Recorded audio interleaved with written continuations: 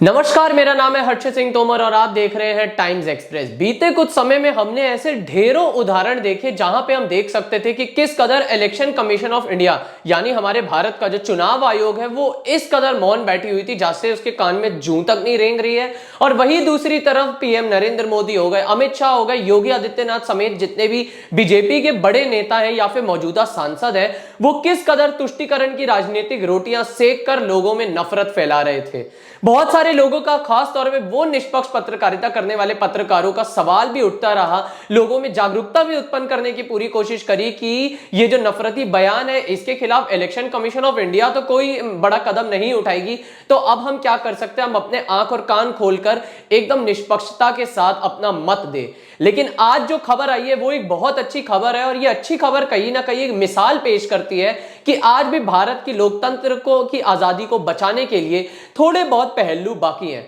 मैं बात कर रहा हूं इस समय सुप्रीम कोर्ट के जाने माने वकील कालीस्वरम राज के बारे में। आज जो ताजी जो खबर आई है, उन्होंने चुनाव आयोग को नोटिस भेज दिया है कि आप ये जो नफरती भाषण दिए जा रहे हैं भाजपा नेताओं द्वारा उसके खिलाफ एक सख्त कार्रवाई करें, वरना सुप्रीम कोर्ट को दखलंदाजी करके कार्रवाई करनी पड़ेगी। यानी समझिए कितनी बड़ी हिपोक्रिटिकल बात है कि एक समय पे जहां पर चुनाव आयोग दूसरी पार्टी और राजनेताओं को नोटिस भेजता था, अभी आपने देखा होगा जब भाजपा सांसद हेमा मालिनी के खिलाफ जब बयान दिया था रणदीप सुरजेवाला ने, तो किस कदर उनकी इलेक्शन कैंपेनिंग बंद करा दी थी चुनाव आयोग ने अपने एक नोटिस से। यानी इतनी प्रभावशाली शाखा होने के बावजूद आज सुप्रीम कोर्ट के वकीलों को आखिरकार दखलंदाजी करके इस मामले को संज्ञान में लेकर नोटिस भेजकर जारी करना पड़ा। कालीस्वरम राज ने चुनाव आयोग को एक बड़ा अच्छा खासा नोटिस भेजा और उसमें जो इन्होंने दिया, आप देख सकते हैं बहुत सारे अखबार भी थे जिन्होंने इसको कवर किया। जैसे केरल साउथ में आया था कि ये जो hate speech by PM Modi यानी नफरती भाषण प्रधानमंत्री नरेंद्र मोदी द्वारा, गौर करने वाली बात है ये एक लॉयर, एक बहुत अच्छे वकील हैं कालीस्वरम राज, और वो साफ साफ अपने इस याचिका में भी नहीं, एक छोटे से नोटिस में सीधा सीधा कटाक्ष डालते हैं प्रधानमंत्री नरेंद्र मोदी के खिलाफ, यानी और किसी नेता के भी खिलाफ नहीं, प्रधानमंत्री नरेंद्र मोदी के खिलाफ। और यह बताती है कि इसकी जो संवेदनशीलता थी, इस केस की जो गहराई थी, इस केस की जो सीरियसनेस थी वो किस हद तक थी।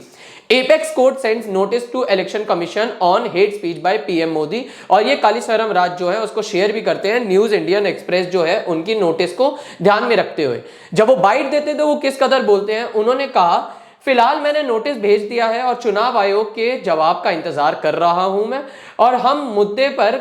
कोई भी ठोस और तत्काल कार्रवाई कर सकते हैं कभी भी। यानी इलेक्शन कमीशन ऑफ इंडिया को जिस तरीके से उनसे निष्पक्षता की उम्मीद करी गई थी, लेकिन अब सुप्रीम कोर्ट की तरफ से कहा जा रहा है इन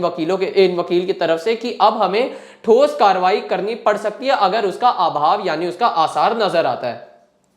आगे कालीस्वरम राज कहते हैं, मैं इस मुद्दे को उचित तरीकों से सर्वोच्च न्यायालय के समक्ष पेश करूंगा और इसको रखने का विचार भी करूंगा, और एक रेफरी संस्थान के रूप में आयोग इस मामले से निपटने में कितना सक्षम है यह भी मैं उतना ही महत्वपूर्ण समझता हूं। कालीस्वरम राज ने टीएचएनआई को यह सब बताया था। कानूनी नोटिस को भेज दिया गया है और धारा 125 के अंतर्गत अपनी प्रतिनिधित्व अधिनियम को लागू करने की बात करी है। उसके अंतर्गत वो अपने ये जो पूरा केस है, उस मामला है, वो आगे पहुंचाएंगे। और जब भी ऐसे बड़े बड़े केस हुए हैं बीते कुछ समय में, आप देख रहे होंगे किस तरीके से जो बड़ी बड़ी केंद्रीय शाखाएं हैं, सीबीआई होगी, ईडी होगी, किस कदर उसका दुरुपयोग करने का आरोप वैसी केंद्र सरकार पे लगते रहा है। और सुप्रीम कोर्ट पे भी शुरू में थोड़ा सा लग रहा था, लेकिन जब डीवाई चंद्रचूड़ के नेतृत्व में जो इतने बड़े पैनल बने और बहुत बड़े बड़े केसेस जिनको खास तौर पे बोला गया था कि ये काउंटर कर सकता है केंद्र सरकार के ही पाले के खिलाफ, जैसा कि अभी आप इलेक्टोरल बॉन्ड इसका ताजा मुद्दा है, तो किस कदर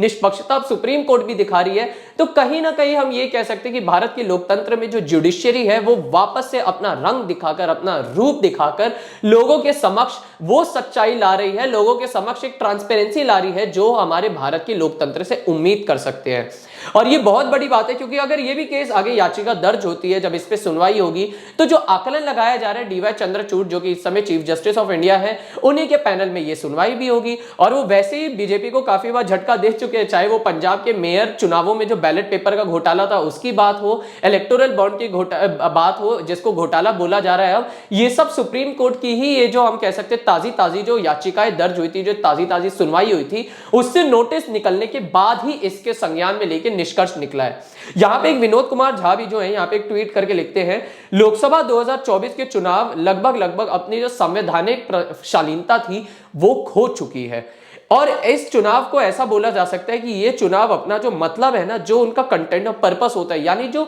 महत्व होता है, जो लेगेसी होती है, वो ये वाले लोकसभा 2024 के चुनाव वो अपनी चमक, वो अपनी लेगेसी, वो अपनी विरासत खो चुकी है। और ये सब इलेक्शन कमीशन ऑफ इंडिया को काली स्वैरम राज लिख के देते हैं, पीएम मोदी का स्पेसिफिकली नाम मेंशन करके, खास तौर पे उनकी तरफ केंद्रित करके ट्वीट के द्वारा, ये हम बोला जा सकते हैं। और जितना कम बोला जाए उतना ही अच्छा है। चुनाव आयोग को साफ साफ ये बात बोली गई है काली स्वरम द्वारा। बाकी एक बात जिसका दुख है वो ये है कि 3 चरणों के चुनाव होने के बाद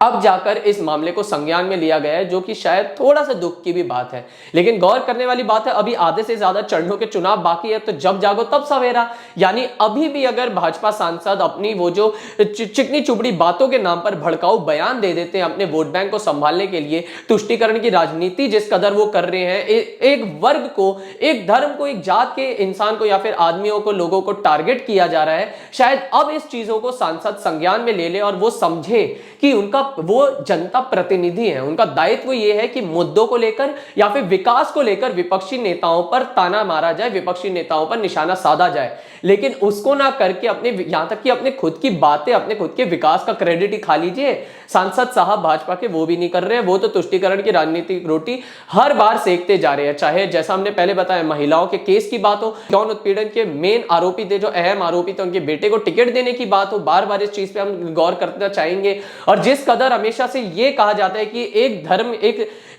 धर्म के लोग किस कदर उनके जमीन हथिया लेंगे, कमरा ले लेंगे, बाबरी ताला लग जाएगा अयोध्या राम मंदिर पर, वंदे भारत बंद हो जाएगी, ऐसे तमाम बेफिजूल की बातें कर कर कुछ लोगों को डरा धमका कर वोट देने की जो बात करी जा रही है, इन चीजों को संज्ञान में रखते हुए, ध्यान में रखते हुए, ये एक बहुत बड़ा कदम है। अगर सुप्रीम कोर्ट अब दखल देता है बीच में, और सुप्रीम कोर्ट खास तौर पर, क्योंकि अगर एक वकील प्रधानमंत्री नरेंद्र मोदी के नाम पर याचिका दर्ज करते हैं, नोटिस भेजते हैं, ये एक बहुत बड़ी बात है। और काली स्वरम राज भी एक बहुत जाने माने वकील है, क्योंकि वो अक्सर जुडिशियरी और चुनावों को लेकर हमेशा से वक्ता रहे हैं। जैसे आप ये ट्वीट एक बार देख सकते हैं, ये 2021 का ट्वीट है, बहुत बड़ा वो आर्टिकल, एडिटोरियल भी लिखते रहते हैं हिंदू के लिए, टाइम्स एक्सप्रेस के लिए, हिंदू के लिए वो एक बहुत बड़ा ये आर्टिकल भी लिखते हैं। और इसमें वो साफ साफ बताते हैं कि किस तरीके से जो नेशनल, हमारे जैसे दिल्ली एनसीआर में जैसे राज्यपाल का इस समय जो है राज चल रहा है, क्योंकि यूनियन टेरिटरी है, केंद्र शासित राज्य है, तो किस कदर जीएनसीटीडी बिल जो है वो आने वाले चुनावों में, जो हमारे भारत के लोकतंत्र में जो चुनाव होते हैं, किस कदर उन पे निशाना साधेंगे,